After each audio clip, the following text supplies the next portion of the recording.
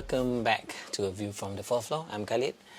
There's a lot of things happening. I think over the weekend it's going to be that great match between Liverpool and Arsenal that may or may not determine whether Arsenal can end their long-awaited trophy drought. A lot of things happening on social media. I think in local news there's an increasing buzz or increasing news talking about whether or not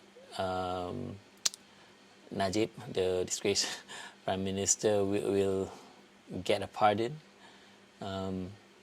which is kind of an interesting topic, because whilst he is requesting or he's trying to apply for a pardon for the one charge that he has been convicted of, there are still like 3 other charges or existing cases that are still ongoing, so related cases that are still ongoing. So it will be a bit of kind of premature, right, to get a pardon for a crime. Then what would that mean to the rest of the charge? You know, because if you're like forgiven for one, does that mean that you don't have to bother with the rest? I don't know. But again, talking about Arsenal, we're in good vein of form. Of course, coming into this match with 7 wins in a row. But Anfield has always been a hoodoo ground, a very difficult place to go to. I think we've last won there in, I can't remember, but it was a squad that Arteta himself played in. So that goes to show that there's no easy game at Anfield. But I think the team should be quite confident. I think we are in charge of our own destiny, right? I mean, a win in the next games, I mean, will ensure that we are in the driving seat. However, having said that, the game after this would probably, you know, we still have Manchester City to come, and you know, as with many other games before this, a lot of talk about whether or not Arsenal has the mettle to continue the charge towards the Premier League title. It all depends on how we bounce back or how we perform in this kind of game. So that will be on Sunday. Again, Liverpool, City will play first. I guess City has a relatively easy draw. I mean, easy match versus Southampton. But then again, playing clubs battling relegation can sometimes, you know, be difficult and can present an opportunity for teams to slip up as well. So back to that news. I think just reading some of the news online, I mean, part of the unity government, the UMNO, which is part of the unity government, is kind of increasing the pressure or increasing the intent to get Najib to be pardoned. I honestly don't know or don't understand why there's this like reliance on Najib. Maybe I don't know, maybe some funding or monetary impact or anything like that. But still, I mean, it is a process. It is a process that is available. You know, if you've gone through all the legal avenues, you know, if you've gone to trial, you have your appeals, and even if you're convicted, you do have that channel where you can try to apply for a royal pardon. But you know, I'm not that familiar with the process, or you know, with all the legalities of the pardon process. But I mean, it does gives a bit of a conflicting view on my end. I don't know, ultimately, because if you look at what he was convicted of, which is, you know, the whole SRC 1MDB kerfuffle, if he gets a pardon, then who's the actual criminal here? I mean, who can we blame for the whole thing? Because I think we're not going to see some of the money that has been, you know, pilfered. You know, you're not going to see Julu coming back anytime soon. So if Najib gets his pardon, that means like, hey, that's as if there's no more crime, right?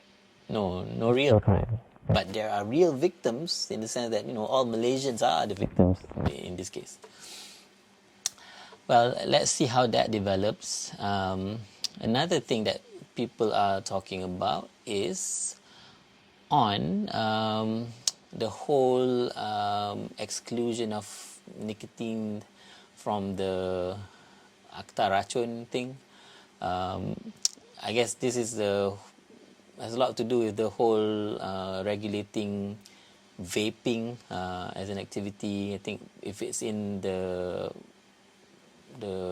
Poisonous Act or Akta Racun, it won't be we won't be able to tax some of the activities and all that, and having it off the act means that government can start regulating more and start taxing more on this untapped area.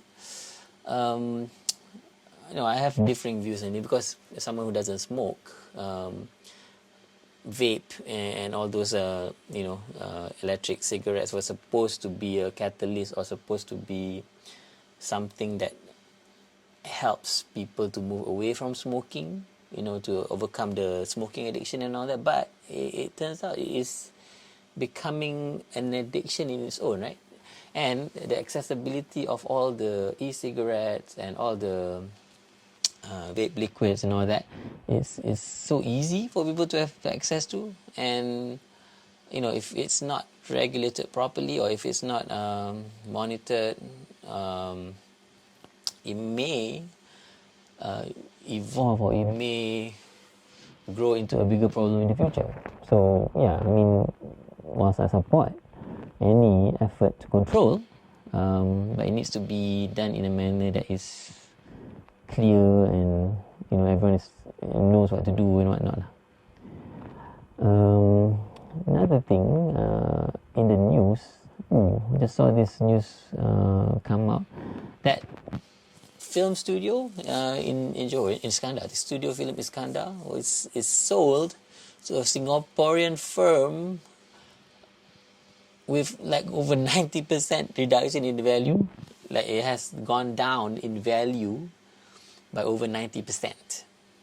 It cost when it was launched, I think around 8 years ago, with an investment of 528 million to around 750 million. And now it has been exposed that that whole studio has been sold to only 32 million ringgit. So, what happened there?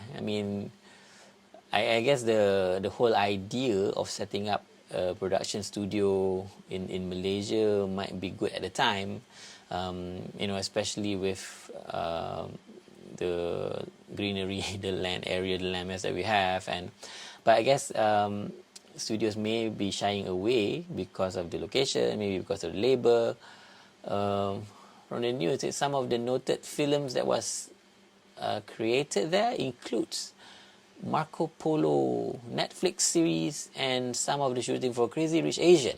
Okay, so yeah, I guess 32 million may be a good investment for that company if they can turn it around, because they're not saddled with the whole cost of investing hundreds of millions to set up that infrastructure. I don't know. I don't know how that will turn out.